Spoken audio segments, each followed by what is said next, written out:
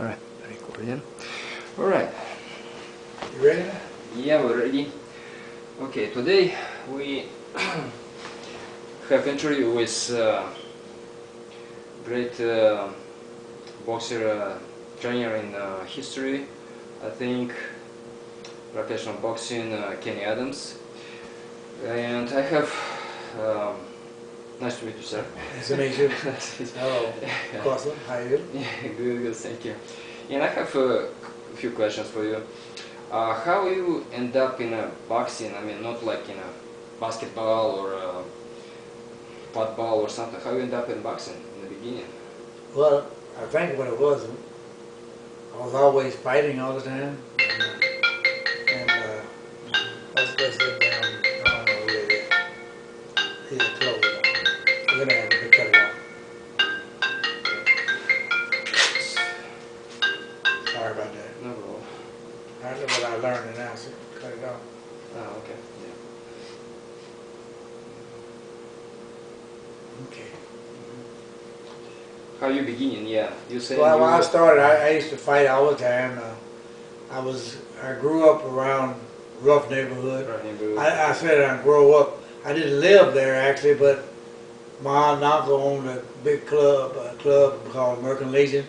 Okay. So there was always rough house people in that area. Oh. Anyway, so that's where I learned how to just kind of scrap and scuffle, and you learn all different words and something of everything. Yeah.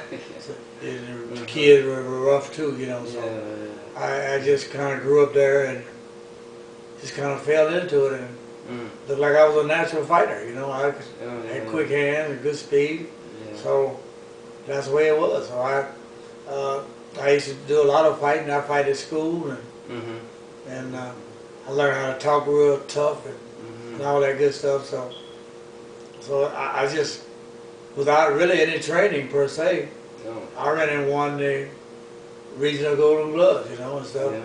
And it didn't have no trainer either, you know. And I just went down and met a guy on the highway, and he took me 30 miles, and we boxed, and I won, and that was the way it started, you know. And so then I started boxing a lot after that. You know, I had about 50 fights during that time with them then. So after I did that, you know, I guess my thing, what I did later was that I ended up going in the service. And when I went in the military, I saw there was boxing there too. So when I got to AIT, which is Advanced Infantry Training, they had a boxing team. They were looking for fighters, so I raised my hand, went up there, and I also found out there was good duty. I was just, all I was doing was boxing, you know. I only took mandatory training. But then all I had to do was go in and run and work out and box. Nice. Yeah. So that was a good duty. So that was my AIT, the Advanced Infantry Training. So then when I got to Fort Campbell, Kentucky, I was getting ready to go to jump school, to go airborne school. I found the same thing there. They had a level of boxing, battalion level, so I fought at a battalion level there, and at the brigade level, which was a little higher standards. So I did it there, and I did the same thing. I was winning. I didn't lose anything. Nice. So I was doing good, and so they said, "You're good enough to make the post team." So I got a shot at the Fort Campbell 101st Airborne Division's team. So I just moved out of one of the barracks to where the boxing team was living at. So I got to move in with them, and that's the way it really started for me. I started fighting at different levels, going to different places, boxing, all around the states, around the different cities, Golden Gloves and AAUs in Florida. I won the Florida AAUs, and I went to Europe, won the European Championship, you know, so just going to boxing, then I fought All Army Championship, won that, then I go in a service, and so you just keep going on with boxing, and that became a big, strong part of my life, was just boxing, you know. Although I had to do some duties in the company, but as a whole, all I was doing was boxing most of the time. So That's how I got involved in that completely. So you know, I was very fortunate. I got in good places that had good teams too. You know, teams that I was with, this 101st Airborne Division team, had great boxers there. And I learned a lot from the people that were there because some of those guys were really better than me. You know, we had guys that were gold, bronze medalists and fought in the Olympics and stuff there. And I learned a lot from them. You know, Sure. so all those things were great, and then I became part of my own. Then you know, I came to be able to take care of my own business. You know, in fact, the guy that won the bronze medal, I beat him once and he beat me once. So you know, time went on. You know, but I said I learned a lot. You know, so and I went to Germany. I went to Germany in '64 and got on the German boxing team. You know, because the first year that I went to was part of the Ranger Company outfit. They didn't have a boxing team. They didn't box. They didn't do no boxing. You had the soldier there all day. Okay, yeah. So I got the unit from Mainz, Germany, infantry. They backdoored me and transferred me to their unit. So I got to box. And that's how I got to fight in the European Championship and win, you know. So, you know, hey, then I came back to the States, fought all Army, all service, and then, you know, went back over the way, you know. So that's how I really, really got off into the boxing and just everything became good. And then about 1972, boxing, I just came from the All Army. I lost that year. Just didn't do. I mean, I fought tough, and competition was awful tough too. So I lost the championship then. So I came back, and when I came back 2 weeks later, I got sick and ended up having what they call pericarditis, which is the sac around your heart is your pericardium. Oh, okay. And I had that removed in Walter Reed Army Medical Center because it had blown up and it busted up in the side and the lower cavity. Oh, okay. So after to have that operation, I wasn't sure what was going to happen to my Army career then. But I was able to heal up pretty good and didn't have a big problem. So I got to stay in the military. So, and then I got a change of MOS. Okay. The change of MOS is your specialty in the military. I was an airborne ranger infantry before. Of course, I was still airborne infantry, ranger, but I wasn't jumping anymore. So, one day sent me to school to be an engineer. And my engineering school was, I learned to be a water purification specialist. Purifying water. Yeah. So, I learned how to do that, and but the thing is when I got ready to go, they had me on orders to go to Germany also. So I went to Germany, and this is another point in Germany, and I went there, and hey, and once I got there, I was going to work in the water purification engineering, but what happened was that they kind of liked the guy that they had working there. You know, they had a good click going with some people. So they said, oh, if you don't want to be here, it's okay. And so I said, oh, ain't no problem. I didn't want to be there anyway. So what I did, I had a secondary MOS they also had given me of 03 Zulu, which is a recreation and entertainment supervisor. Right down my alley. That's training, that's doing things athletic-wise. So I got to move to special services, which was for athletes rep. So I got to move to that company, and then that's when I started back getting into boxing. And that's the first time I became a coach. I started coaching then. What year it was that? This was 1964. 1964. It's almost over 50 years you're coaching right now, right? Something like that? Yeah, I started coaching in 1970. Actually, 70. I started coaching. I coached in the battalion level also. Okay. At one time, but I really didn't get into coaching until 1964. 1964. 1964. Uh-huh. Yeah, wow, it's a long time. how you end up? One point you was like head coach of Olympic boxing team, right? Okay, what happened there is I became coach. I was in the 3rd Infantry Division where I got hired, got that coached that team in Wurzburg, Germany. Then I came back to Fort Hood, Texas. That was the best thing that ever happened to me, because I really wanted to go to Fort Campbell, Kentucky, but I couldn't get there. So the best thing that could have happened to me was to be at Fort Hood, Texas. That's where I ran into the gold mine. That's where I set up a program there. They got me out to do the boxing. I really went there to be a first sergeant for a company. I was really supposed to be a first sergeant for a company. But the company I was going to move in with, they had moved already to Germany. Oh. So I missed them, which was good. Okay. So what I did then was, well, I did another little job in between. I was in charge of a bunch of derelicts, people who were druggies and stuff like that, getting ready to get kicked out of the Army. So I had about 8 or 9 NC sergeants, and I would be in control of them, and we would get these people out of their equipment, and we would check on them every day. We would search them. If they had any paraphernalia on them, like drugs or anything, we'd take it and flush it, and they would get ready to put them out of the Army. So that was our job then, was to do that. So the guy said, he's looking for a boxing coach. I said, oh, okay. So there it was. So then I got up and started coaching, and that was it. I got the first year I took over the boxing team.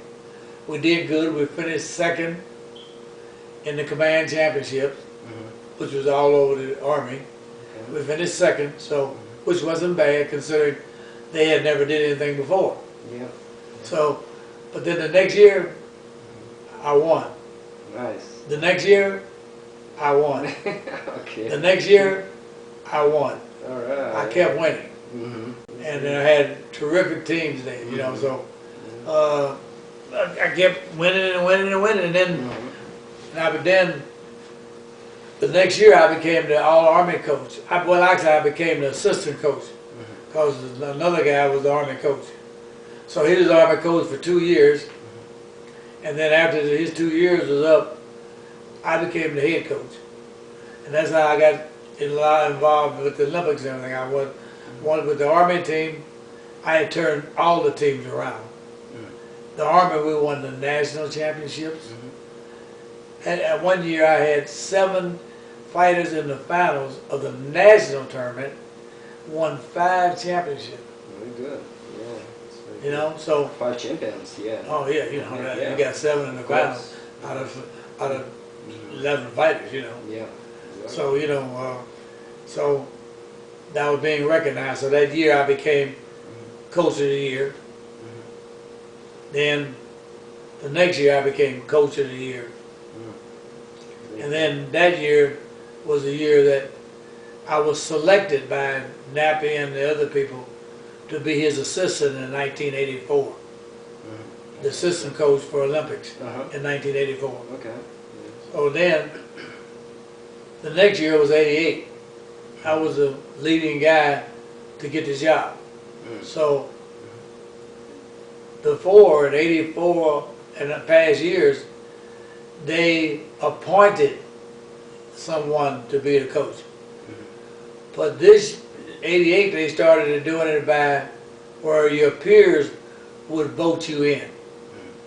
They got 49 different areas, they call it in boxing in the United States. It's 49 regions, they call it.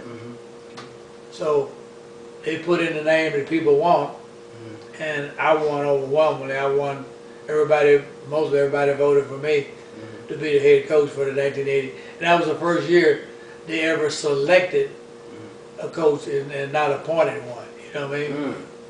So everybody saw the same way. So that's how I became the coach for 84 and 88. Okay, how many, question is, how many Olympic champions wasn't coming when you start coaching? How many Olympic champions you got? In 84, with Pat Nappy, and then we had We had, of course, once again, the Cubans didn't come and the Russians didn't come. But we had 9 gold, 1 silver, and 1 bronze. Nice, very good. 9 Olympic champions, just, yeah, gold Yeah, medals. 12, yeah. Yeah. And then the next year, at 88, I won 3 golds, 3 silver, and 2 bronze. But everybody came that year. Yeah, yeah. But I should have had 5 golds, 2 silver, and a bronze. Roy Jones got Roger robbed. Jr., yeah, I heard that story. I thought Carball got robbed also. I thought Riddick Bowe got robbed also. All 3 of them that were silver medalists, I thought they should have been gold medalists. Okay, Yeah. Judges sometimes, yeah. Well, no, they were being paid. They were being paid. I saw that. I saw them showing gold and money. As a matter of fact, I told people that. And they were saying, "You sure?" I said, "You're positive." I saw it. Yeah, it's lots of corruption going on. A lot of corruption, yeah. Koreans were doing it, you know. Oh, okay. So, Yeah. but they had already said that they was going to screw us if they could. Yeah, exactly. So, you know, I said, shit, I'll have to hell with that, you know, so. Nothing you can do about it anyway, you know. Of course, yeah. You know, it's politics. But it's very interesting to know, actually, it's happening in politics also. It's not just like... Yeah, it was in magazines they wrote. They wrote magazines talking about how that people would, how they knew it and stuff like that. That they could see it happen, you know. Okay. And if I saying right, totally from boxers, professional boxers who you train was involved with, I think like 56 became world champions. 56? Yeah. Wow, it's amazing number. I mean, well, 26. 26 world champions. Yeah. Plus professional boxing. Plus Yeah. the amateur, I mean, Olympics. I think I had 12 golds. 12 Olympic champions. Yeah. Yeah, it's amazing also. Yeah. Yes. It's very amazing number. Yeah, very great. How if you tell who watching right now, how hard to train professional boxer to make him world champion? I mean, what you have to do to make him world champion? It's very, very tough right now. The biggest problem is that, and I see this happening around, I look at people do things, the fundamentals are not being taught properly. No good base, you say? No good base. No good base. No good balance. Okay. Jab, right hand, hook, uppercuts. You mean no good basics, actually? No good basics. No good basics. No good basics. Interesting. Because people throw different funny punches and I don't know where they come from. It's a jab, it's a jab. It's a good jab, a good right hand. Yeah. And a hook. There's certain ways that you throw these punches. Yeah. And I see a lot of people don't do it the right way. And which means the fighter doesn't get the maximum out of his power base. He's not throwing punches right. And you teach a guy how to properly get his balance. Okay. You teach him how to move left, how to move right, how to move back, how to move forward. Okay. Yeah. So when you teach basic punches, so then you teach him the balance, the position of the hands, how to jab, how to right hand, how to hook, how to uppercut. Okay. And once you've taught him that, you try to move to an advanced level a little bit. Okay. You try to teach him how to pivot, step around, Okay. pivot again back, pivot around, pivot back, stutter step, Jersey Joe Walcott style.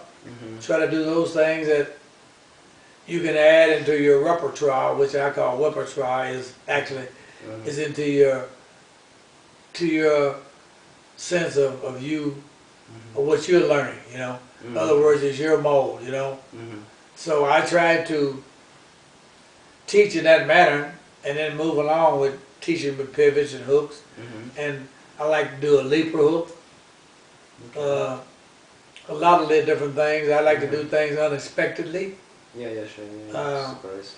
Surprise. Yeah. Ooh, surprise. Yeah, exactly. Yeah. Okay. So, I see that's what I have over a lot of people, is that they're not technicians. I'm a technician. And in doing that, I find that everybody can be a technician if they want to be, but it takes a little concentration. And the fighter has to think quite a bit. And you as a trainer, you have to think a lot, react a lot. And if you don't, he's not going to get the full event, the full picture, you know what I mean? Sure, You're not going to give it to him good. So it's not easy. It's not just putting a towel off his shoulder and just say jab, jab, jab, right hand, right hand. You got to teach him the balance and the position. And I see a guy now that some people want me to work with. And I'm trying to wait till my hand really gets completely well, because I really want to work with him.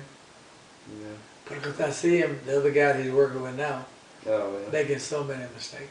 Sure, man. So many mistakes. Yeah, you're saying like a school, boxing school, coaching school on the back was better or right now, right? I think this just the fighters from years ago were more natural fighters. Okay. They had more ability. It's not so much that they had better teachers in a sense, but some of the teachers then were no better than some of the people who teach now, really. Okay.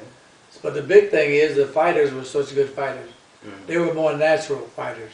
Yeah, natural fighters. Natural boxers. Sugar Ray Leonard. Yeah. Sugar Ray Robinson. Yeah. Muhammad Ali. Yeah. You know, those, exactly. Those, but I wasn't the same. I wasn't nothing like them. But the thing is that that's the way I grew up. I learned on my own. I knew I could box like Sugar Ray Robinson and Leonard on my own. You know, in other words, I just came along naturally doing that. You know, maybe it was for me to do it. You know, I don't know. So you know what I'm saying there is that. Yeah, you look like you have good ability to learn.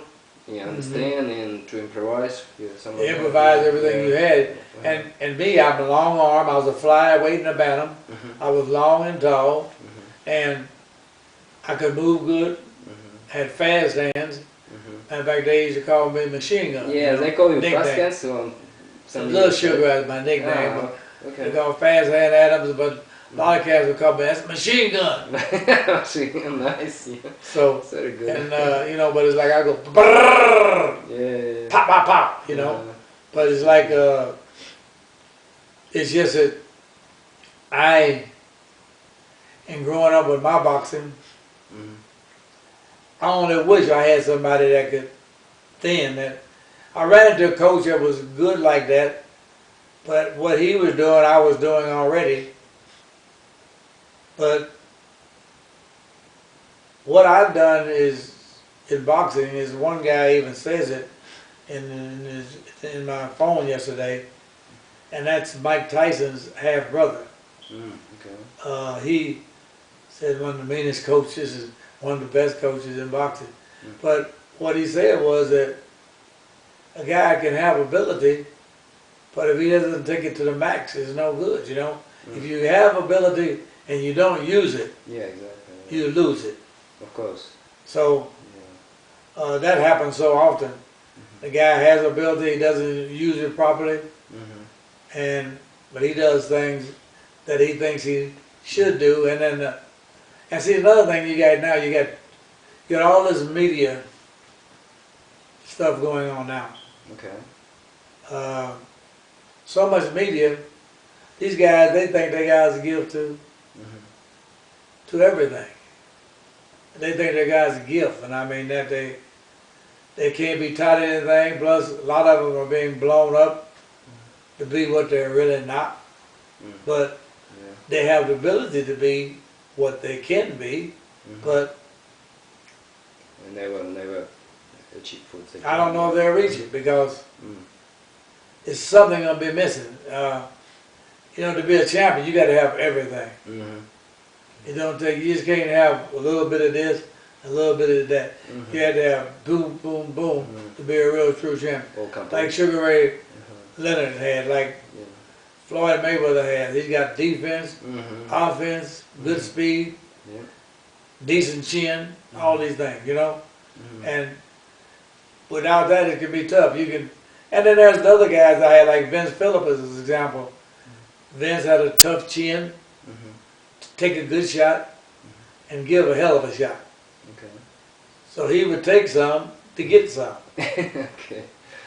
So, you know, Kenny McKinney, great boxer, all the way around. Long arm, hands, speed and power. Okay. Freddie Norwood, great boxer, speed and power. Edwin Valero, just a tough, mean monster, could punch and worked very, and out of a lot of these guys, it's about working hard. See, I had a couple of them, like Vince, he would work hard, and McKinney would work hard, but I had to push him. Edwin, you didn't have to push him. He would go run hard, work hard, spar hard, do everything hard. So that's the difference. And you know, a lot of people are just naturals. Like Sugar Ray Robinson was a natural. Ali was a natural. I mean, you got a lot of other cats that are like that. Jersey Joe Walcott. You got take Archie Moore. His style of boxing was great. You know. And you know, it's and that's Berto Duran. You can go on with Tommy Hearns, Sugar Ray Leonard, all of them cats. You can go on and on. They had great ability, and most of them, they had big nuts too. And that's important ingredients in boxing too. You got to have balls. You got to be able to give it and take it at the same time. Never quit, and push it to the max. And that hurts a lot of people too, is they don't quite have the guts that they need. They don't quite have it. And sometimes you have to push above and beyond. And that's been one of the things that some people were saying. Let me give me that piece of paper right there, underneath there. No, you're right. No, give me that one. Big, all of that. Give me all of that. Oh, okay. And if somebody, no, it's in the car, but it's something I want you to read. The way somebody made it about me. He made a point. What he said about me got me on. It was me to a T. When I say, he talked about how hardcore, how driven I was to make people become the best they could be. And a lot of times it hurt me. I lose fighters sometimes because I push them to the max. And I know what they need to do, and I'm not going to shortchange them. I don't want them to shortchange me either. And I've been in that way, and I curse at them. I call them a bunch of motherfuckers and everything like that. And I lost some fighters, and like this one guy wrote, he said I probably lost millions of dollars because of the way that I am. But he said a lot of it has to do with my combating PTSD, post-traumatic stress disorder. He said that's something that has to do with it. And he was a specialist in doing that, so he knew, you know. But that's one of the reasons why me and him kind of split. He was my strength guy. And here, and as you may know, Bob Arum and them, they brought me. There was a guy named Mark Roberts. He was from the New Jersey area. They had 2 units. They had one here at Las Vegas Gloves Incorporated, and Triple Threat, which was Mercer, made out of Mercer and Charles Murray and Al Cole. I started all them off to training here in Vegas in 1989, January. They all got out of the Army about the same time, and the Olympics was over, and I retired in December of '88. So after 30 years and 7 months in the Army. So it all worked out great for me. So I come here in that top ranked gym now. I set that up, met another guy named Akbar Muhammad. We set that gym up, I put it in order just like I needed it with the 2 rings, one smaller than the other. Put the bags there, went and bought equipment for everything, set the place up completely. So we had that done, and that's how we brought all up guys here. We brought about 10 guys here. And like I said, all the guys I named, and we had other ones involved too, Norwood, eventually came, and quite a few other guys. Even could have even got Riddick Bowe wanted to come with me. He wanted to come with me here, but Bruce Trampler, who was the matchmaker for Top Rank, he has a big connection there. He didn't want Riddick Bowe. He thought Riddick was a flick, which is untrue. Yeah. Okay. Well, another question is, you, every boxer who you train, you work with that's right? Yeah. Yeah. Do you train also Evander Holyfield one point? Yes, Okay. I prepared him to get on the Olympic team. He lost to Ricky Walmack, who was a member of what's his name? Oh man, you know I'm talking about from Crown Club. The coach. He's dead now. Oh, okay. Emmanuel Stewart. That's right. Okay. Well, Ricky Walmack was part of Yeah. Ricky Walmack outfit. So at the trials, I was one of the coaches, team one, Yeah. and I saw what Holyfield was doing wrong. I saw he had lost to Ricky, and I saw what he was doing. I said, here's what you're doing wrong. You're trying to punch hard on every punch. This is a mistake. And we had 2 weeks to prepare. So I said, jab, jab, quick, one hard right hand. Jab, jab, quick, right hand hook. We worked that, show him how to move, what to do. He had to beat Ricky Walmack. He had to win 2 times. If you win, whoever wins the Olympic trials, they're a shoe-in if they go and beat the other guy who's the most noteworthy opponent.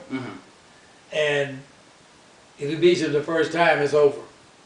But we beat Ricky Walmack twice. Twice. Oh, okay. Yeah, it's interesting. You know, I mean, they heavyweights, they big guys, right? Huh? No, I mean, how feel they big guys, right? Heavyweights. Yeah, he was a light heavy then. Oh, light heavy, but still. And Still big. Yeah, but how you able to hold mats for big guys? I mean, it's No, ain't no problem. no problem. Yeah, it's awesome. I mean, yeah, it's not easy. I work. I was going to show you a picture out there. I got a 7-footer out there I work with. Wow, 7 foot. Wow, it's a big one. Hey, hold him up here. Yeah, yeah. Wow, it's something. Yeah. Yeah, interesting. Okay. My hands on them. They look like a mitt. Yeah, yeah. They're formed like a mitt. Then my Yeah, hands yeah, don't straight, probably that. they won't straighten out. Now. Ah, okay. So, you know. Yeah, interesting. Okay. Well, it's a great conversation, and also another question I have. You know, another coach from Moscow, Maha Shermat. Yeah, and he worked with Kasudzu, prepared for him for against Jack Judah and another guys to fight, and Kasudzu won actually at that time. Yeah. How you can tell Maha Shermat performance like a coach when he working, technical coach working with? You know, I wasn't around Marco enough to really know, but I know that the fighters I saw him work with had good technique. Good technique, okay. So that's the way you can tell a good coach is that his fighters are technically sound. Oh, okay. Then you can get it from that standpoint. You don't have to be around him to really know that. And anytime I see a good fighter, I say, oh, he's pretty sharp. And you know, whoever's training him has did a good job. You know. Yeah. So okay. that's what you have to just go with sometimes. Yeah. Because I haven't been around him where he personally was training him. I recall. Yeah. I don't recall, but once again, I got TBI. Yeah, I keep going back to that. I can't remember shit. Oh, okay. Yeah. CRS. Okay. All right. Okay. Well, great. What else you can say to all boxers and people who love boxing? I mean, what they. I think it's one of the greatest sports in the world, without a doubt. And I hear people try to make fun of it and stuff. Sometimes I really get teased. I was at the fights the other night at the Cosmopolitan, and I heard some guys say, "Oh man, this ain't so and so." They probably rigged it. I said, "Boxing don't rig, man. They may have years ago, but they don't do that now. Okay, so you can get that out of your mind." That stuff like that teases me off. I don't like to hear people down my sport, and but it's all good. Is that The boxing is lift that thing up and put it back down. Okay.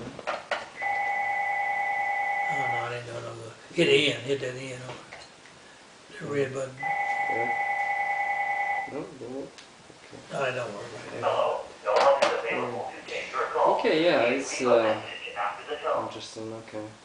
Well, we had an interview with Kenny Adams, greatest coach in boxing history, I think. And if any more questions, let me know. Thank you for watching, and thank you, Kenny, very much. Okay. Have a good day, man. All right, thank you. Yeah, I guess I hope that came out good.